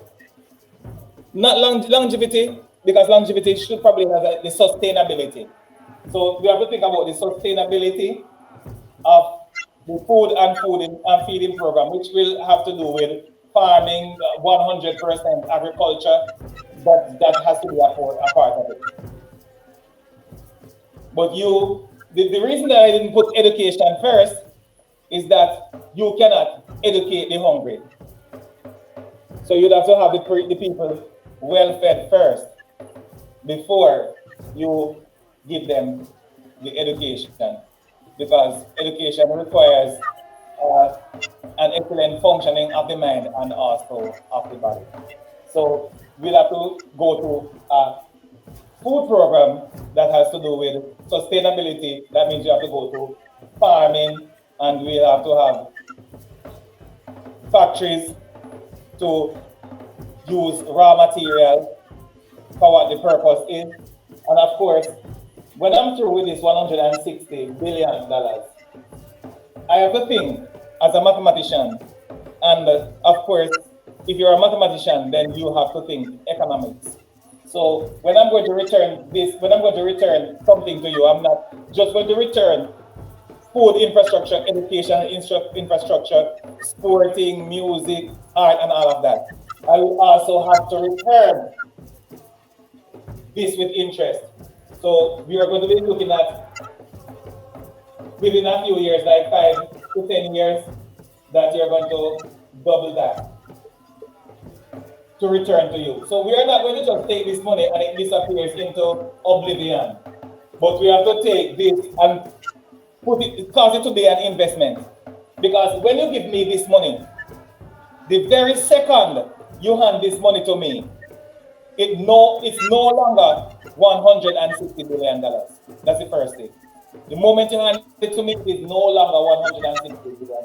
Because what? Inflation alone will cause the value of this money to diminish immediately. So in order for this value even to be maintained, you have to think about investment. So first of all, we have to think investment, and we're going to invest in, of course, food, and we're going to invest in education. Now, the food part, we're going to think about farming. We're going to think about using raw material for manufacturing, to use the raw material food to make something that is more portable, something that is that you can preserve. Although we try to move away from preservatives, but of course I'm sure that there are preservatives that are not so harmful. I'm sure of that. So we have to look about that. So we have to think about export, and we have to think about sale to the community around us, to other people, in order that this money that you give will actually still value 160 billion when it is handed to us. So while that is making money of its on its, when this money is making money because of how it is invested in something that is going to be of benefit not only to Ras Tafari but to the entire community, we are going to be embarking on one of the greatest education programs, the most grandiose education program imaginable. So this now, the education of the people will cause what? The people to be more empowered, the people to be more capable, the people to be more skillful. And then that aspect of the use of this money for the educational purpose will cause what? This amount of money to continue to increase. Because the people will have a greater earning power, and they will be more capable of getting the produce to the produce, or whatever we are doing, to get it up to its what? Optimal potential. So that's another thing that we'll do with this. So the two main things that we're going to invest in is what? Food and education. I'm sure that after that, we have quite a few other things that we might be able to invest in. We'll continue to do that, but it has to be an investment. There's no use, there's no sense in us having this amount of money at our disposal and use it in such a way that it's not able to recover itself and to multiply itself. So those are the first two things that I will apply with the $160 billion. And of course, you know that education involves all different kind of training and the use of technology, engineering, development of bridges, addressing the shoreline, the forestry, all of those things. So that's a very, very wide scope thing that I'm mentioning. I love that. I love that answer. I love that answer. I'm thinking about things like endowments, educational endowments, and these things that would earn, you know what I mean, and be a perpetual resource. I'm thinking about investments in gold, mining sector. We see the value of gold right now continues to increase as a global Good for currency. us. Huh? I'm saying good for us because maybe Africa has more gold in the world than anywhere else. Exactly. So these investments, but I ask these questions to I and I guess so that we can break the chains of poverty, and start to really think, have a vision as where we're going. And this is also why we are championing this concept of a golden age. I reasoned with one of my elders, Nana Faraika, and she shared with I that, I asked her, what era of the Rastafari movement would you consider the golden age so far? And she said, it really was the 60s, when the movement was the strongest. And in the 70s, it kind of went global and explode, and it looked massive, I mean, a lot of politicians who are today ballot, were Rastas in this. Everybody jump on the Rastafari in the 70s, but the core, the root in terms of it's really um, embedded in the culture. And of course, yeah, the visit of His Majesty was in the 60s. So that was the first golden age in terms of the movement. And then since then, we've kind of been declining in terms of the power. Uh, However, what we see now is with the coming together of the global family, another golden age emerging.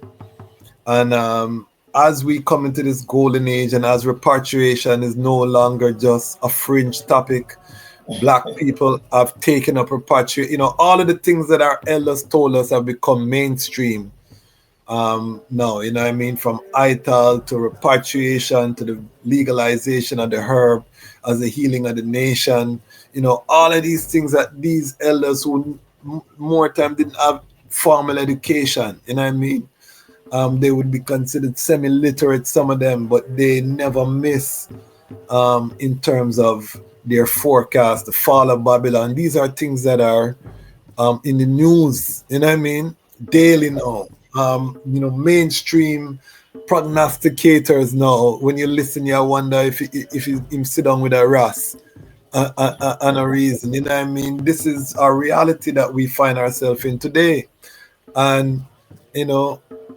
In this, I think it's important for Rastafari to have a clear leadership, a clear vision. We told the people this time was coming. Now we are tasked with building the alternative to Babylon. Because if Babylon falls, what is the alternative that we say we are here to bring about? And, as you see it emerging with leaders like Ibrahim Chorid, don't feel like these ones were not impacted by Rastafari music and Rastafari culture. On the continent, the first time most Africans hear about a united Africa is through a reggae song sung by a Right. Rastafari artist. This is reality. This is not a fantasy we are telling you about now. You understand? This Yeah. is this is the reality we find ourselves in. And this is why I ask these questions, because to build what we are talking about is going to require millions of dollars. It's not going to be we keep a show and we have a couple thousand and we do a thing. That is not going to cut it. You know what I mean? So I want the I as a highly intellectual brethren for sure, what could be done with these money so we can start put our mind, what I mean, and our theoretical power on achieving this great wealth. This was a fascinating reason, and I want to just give thanks for the eye for this. This is part one.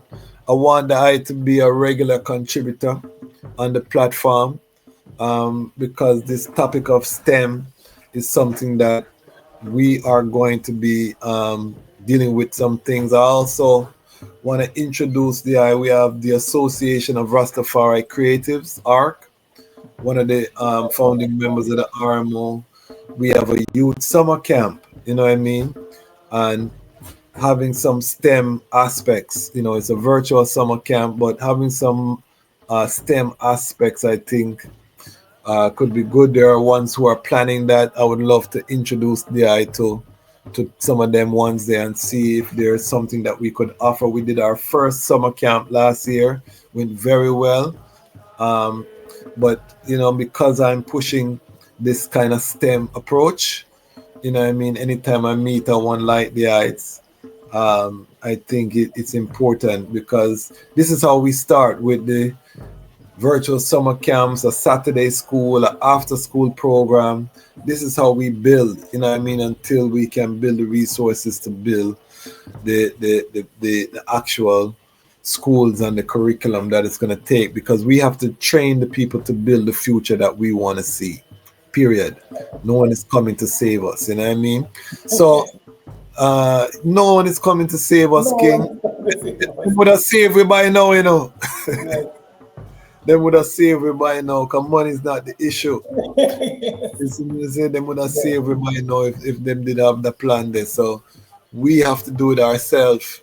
So give us your final sound in terms of mathematics, STEM, something to leave the youths with, and then let the people know how they can support the eye. I have a philosophy here on the Lion Voice Network. We just passed 40,000 subscribers, and my vision is that 40,000 subscribers would spend $10 with my guests in one episode. That would be, how much would that be, mathematician? 40,000 people spending $10. Just put it up, 400,000. So it's a 40,000 and then 10, 400,000. You see? So imagine the power that we can have with these platforms using the numbers. You know what I mean? I want us to use the numbers, because individually we don't have the wagga money. That is clear.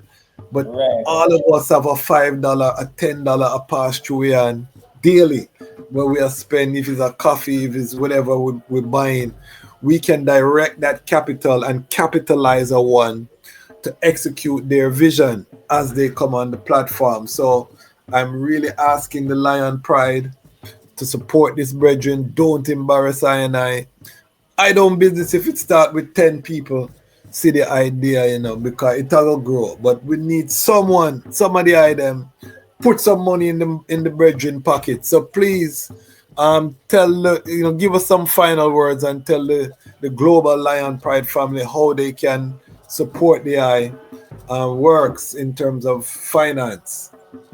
Okay, well, in terms of finance, that one caught me with one foot on the ground. But what I mentioned before, and take another opportunity at it before I leave, I have a few minutes left.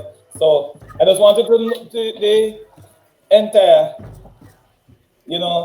viewership to understand who I am.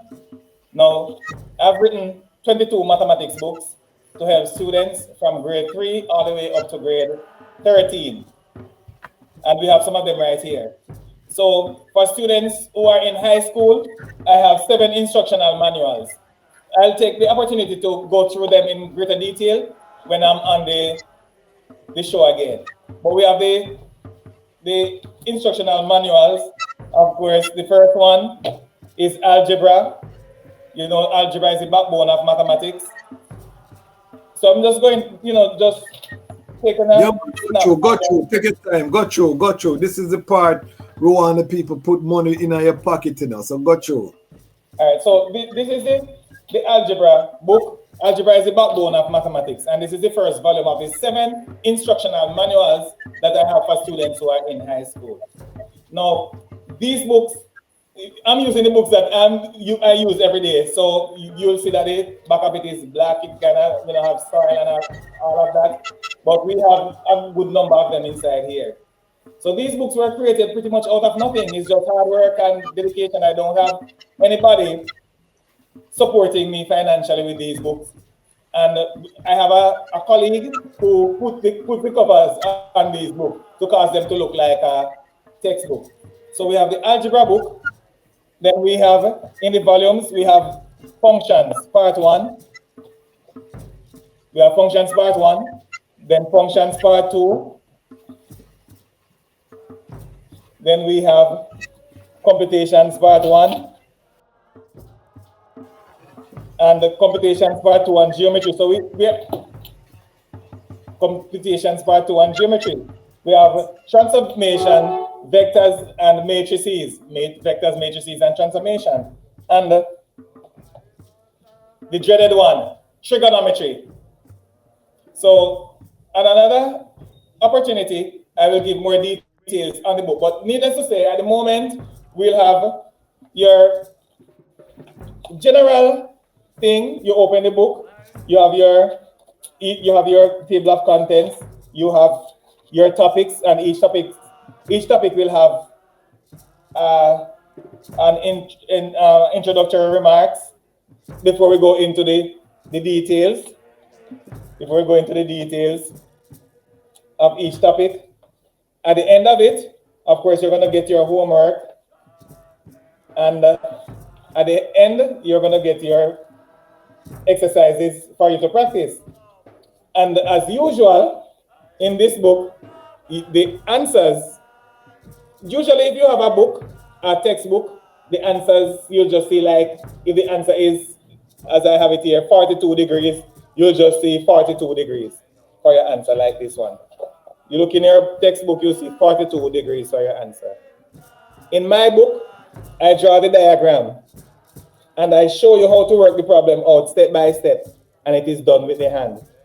So this book is one of the most, or probably the most user-friendly book you will ever find, because it not only gives you the final answer, it goes as far as drawing the diagram and also showing you how the problem is solved step by step. And that is how it is for all of my books.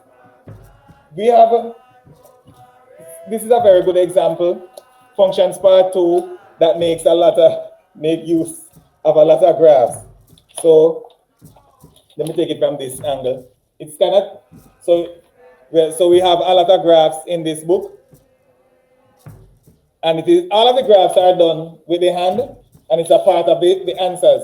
So whereas when you have a textbook, you'll just see an answer coming up like at $25 or something like that. When you use my book, you will see the diagram is drawn, and you will see how we arrive at the answers by making use of the diagram. And of course, where necessary, you will see all of the steps solving the problem. So for students who are in high school, we have seven instructional manuals for you. Now, your manuals will have exercises and homework, and of course you will practice. However, when you want to practice, we have other books for you to practice from. Now, I'm not going to show you the question book at the moment because we have so many books. So I'm just going to show you these two books. These two books. You practice mathematics every day of your life. From you're in high school until you finish, you will not be able to finish these two books. And if you eventually, as you know, at the tip of it, you'll have a few students who think that they're able to do that, then we have more books, because we have also your final examination preparation resource book. This one, and this one is an entirely handwritten book with everything done for you. Diagrams drawn, table completed, and the rest of it. Now, as I said before, I will give you more detail when we have another, when I get another opportunity to be here. Now, these two books are the friends of the students who are most disenfranchised in schools. And don't believe that is the one who is at the bottom of the scale, is the one at the top of the scale. They'll tell you that in order to teach students who are extremely brilliant, you need to challenge them. Nothing is further from the truth. When a child is a genius, you do not challenge a genius. Did you see this star right over there? All right, you don't see it yet. So we know that since you're a genius, you will see it. So we say, no, you don't see it yet. I'm sure that you'll be able to identify it by tomorrow evening. And they come and say, tomorrow, they come and say, you know that I've seen that star? They say, okay. Well, believe me, if you see that one, I am sure that if you did the same thing that if you do the same thing that you did, I'm sure that you'll see 5,000 by the end of the week. And then the child will go ahead and do that. This is how something similar to how you teach a genius. Now, generally, you don't see books in schools that are designed especially for students who are extremely brilliant. But Richard James Mathematics Resources, we have what?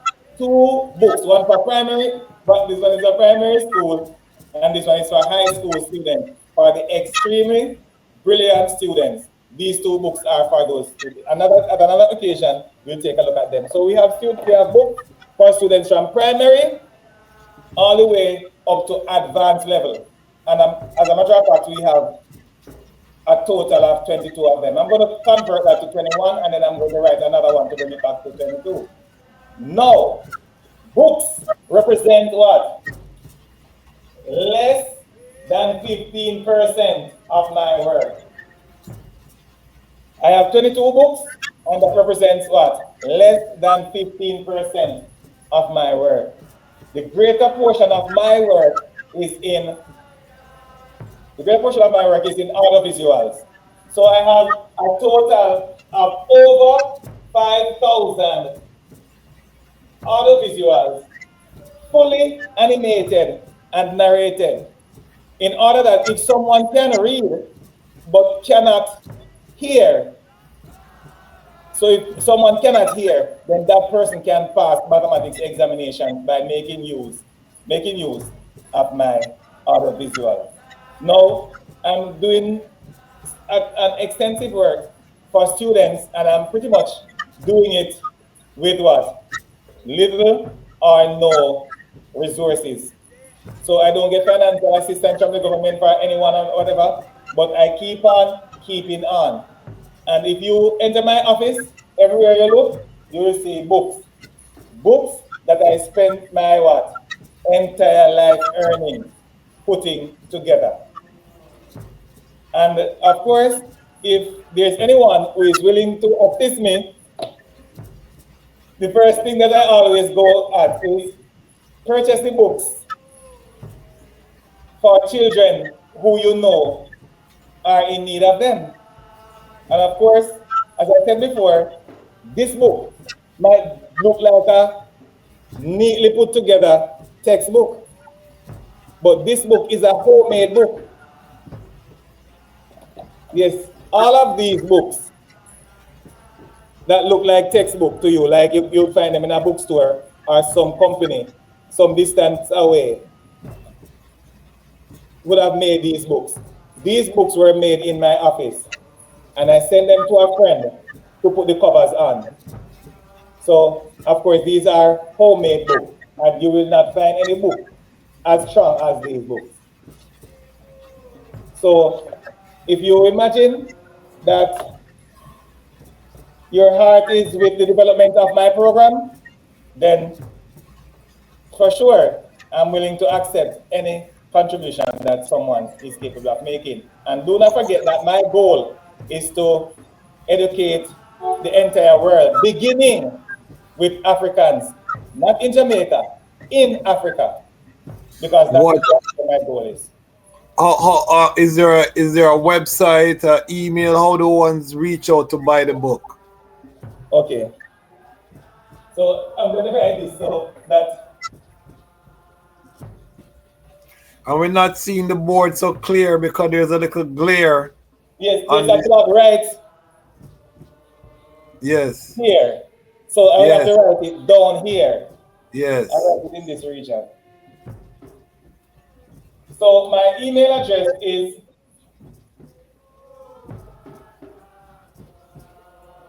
Richard James Resources. Oh yes, it's right.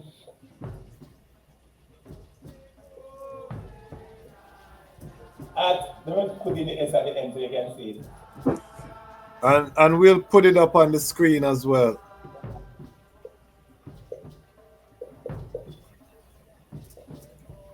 Right. So it is Richard James Resources at gmail.com. And my personal number is 876 318 8848.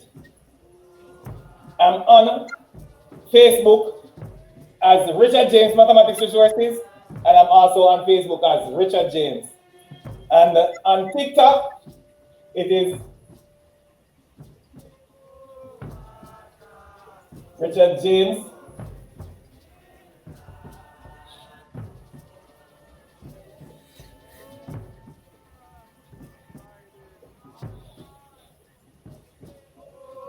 Math Resources on TikTok. I don't start in mathematics, but because TikTok does not take a long name, I had to cut it short and put math. I would normally put Richard James Mathematics Resources.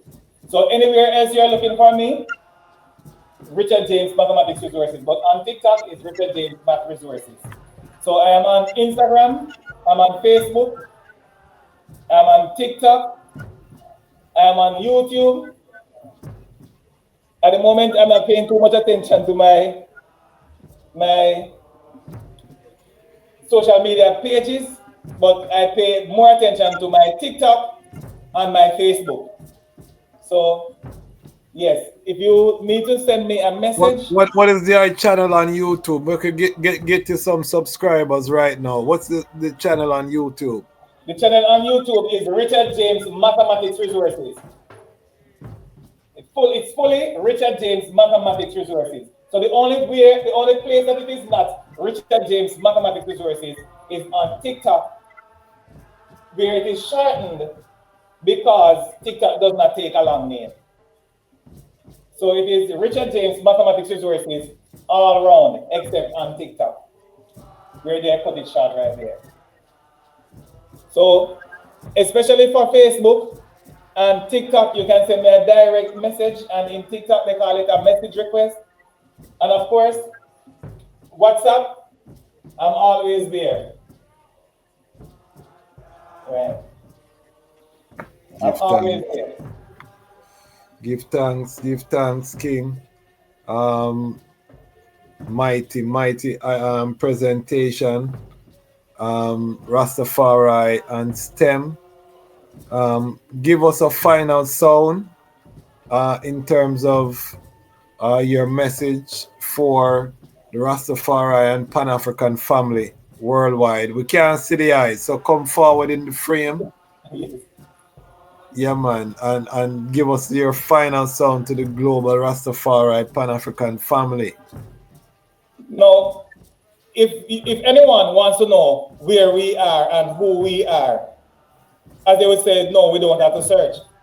But it is written all over in Pan-Africanism, in the speeches of Marcus Garvey, His Majesty, Emmanuel. You can go as far as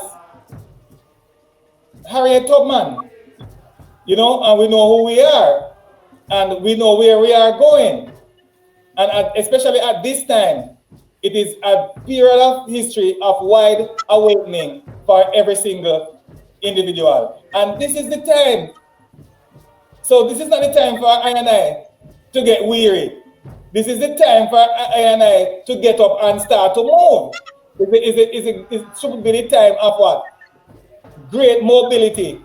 So we are going to motivate each other. And of course, individuals, you have to be self-motivated because we have a great work ahead of us. 20 years ago, Rastafari could sit down and listen to all the plans that Rastafari have from the beginning to the end. And it doesn't matter. But now we who are living in this time, we cannot do that. We don't have that luxury.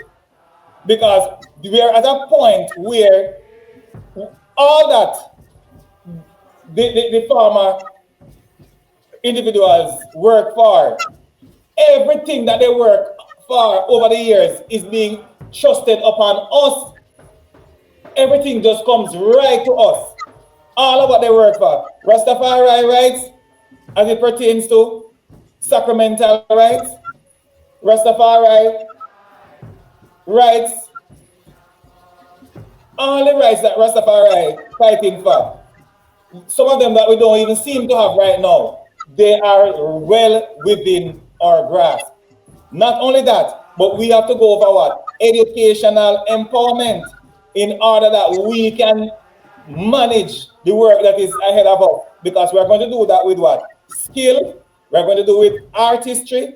We're going to do it with mathematical. We're going to do it with what? Science, technology, engineering, art, and mathematics. So I am calling right now for all of I to get together right now and start to do what? The big push in order that we can what? Fulfill the dreams, hopes, aspiration of all of who were ahead of us.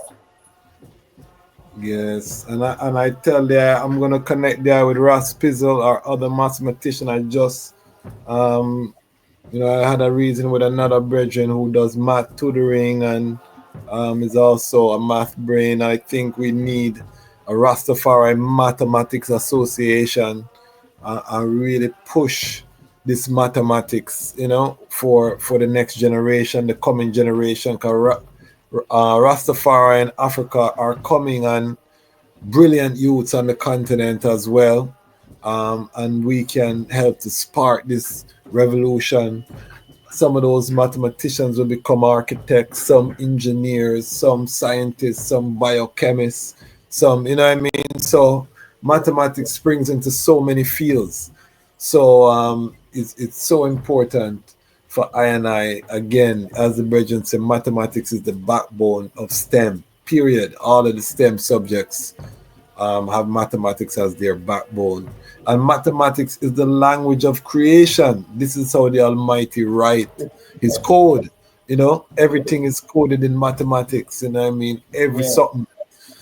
If you look at the molecular level, the next time you come, we can get very esoteric. Because 100%, man. I'm all for it. because one of the beautiful things about this time is that for the first time, spirituality and science, the intersecting is becoming very clear, because that's, when you get down to the quantum physics level and you start look at quarks and you start look at how everything is vibrating, how everything is Yeah. you know what I mean? Vibrating, interference, Yeah, resonance, especially all the, resonance.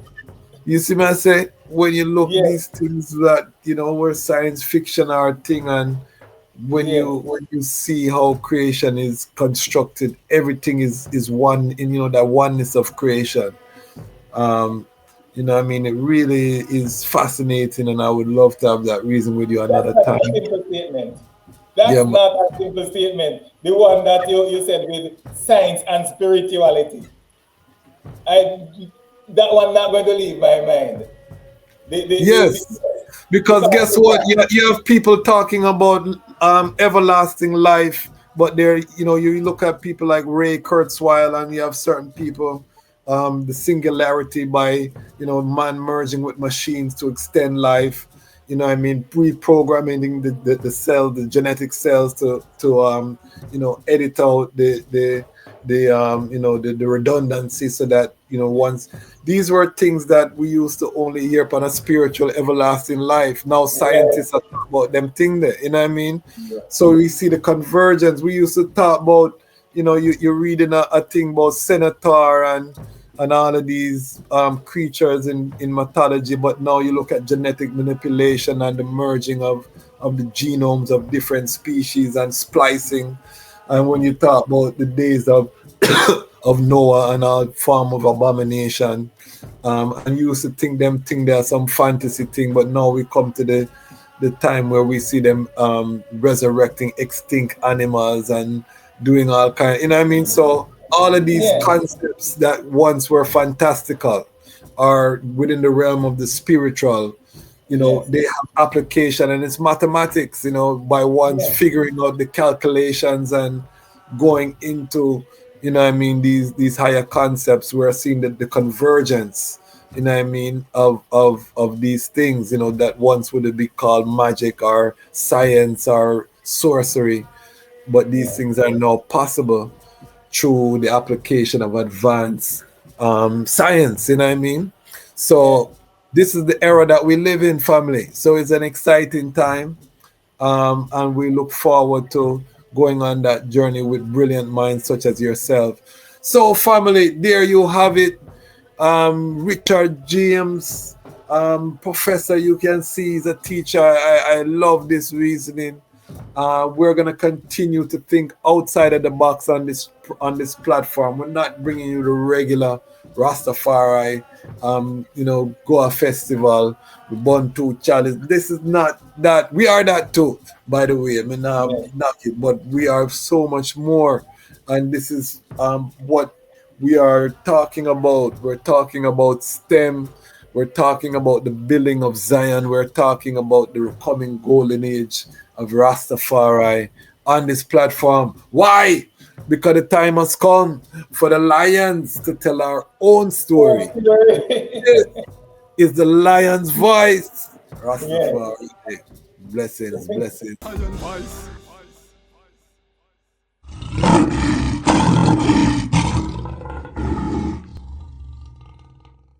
As if the all-wise and benevolent Lion of Judah has prevailed. Well, the youths, them memories returning. That means the youths, them learning. With internal fires unquenchable and it keeps on burning. Well, root rock is the one you name root rock. Root rock is the one you name root rock. I feel forward forever, no turning back. I feel forward forever, no turning back. Yo, root rock is the one you name root rock. Yo, root rock is the one you name root rock. Earthquake, rubber bobby and them shot lightning. Rubber bobby and them shot. Yo, root rock is the one you name root rock. Yo, root rock is the one you name root rock. Them have to move. When them hear the rhythm, it a rock. Them have to move. When them hear the bassline rock. When everybody wanna hear the new sound on the block. Yo, everywhere you go, you hear people attack. What them hearing at them ear, God. Everybody shocky got them. Head on a natty got them. Fingers are snappy got them. All out selector. All them put it back, you got them. All tell them DJ. Run out the tracker when them feel the bass in the place. Everybody talk them a get up. Stand up them, say them just can't relax with them. Root rock, it's a what's that name? Root rock. Root rock, it's a one ya name. Root rock, earthquake. Rubber body land them shot. Hurricane. Wipe out the whole city block. Root rock, it's a one ya name. Root rock. Root rock, it's a one ya name. Root rock. Forward forever, no turning back. Forward forever, no turning back. Root rock, it's a name. Root rock. Root rock, it's a one ya name. Root rock. Africa, the Africans, Marcos say that. Africa, the Africans, Marcos say that. Root rock, it's a name. Root rock. Root rock, it's a one ya name. Root rock. Them have to move. When them hear the rhythm, it a rock. Them have to move. When them hear the bassline rock. King Ras Tafari, we not forgot. See the youths, them start learn all of the facts. Fire start burn, everybody feel hot. I listen, I see, I sit up and I watch them use African drum come with vibe the black. Everyone in the club, see how them react. Hurricane blow, make it soft app. See them in the dance, use them start on the clap. Off stand for the blacks and we stand for the man when the police come attack.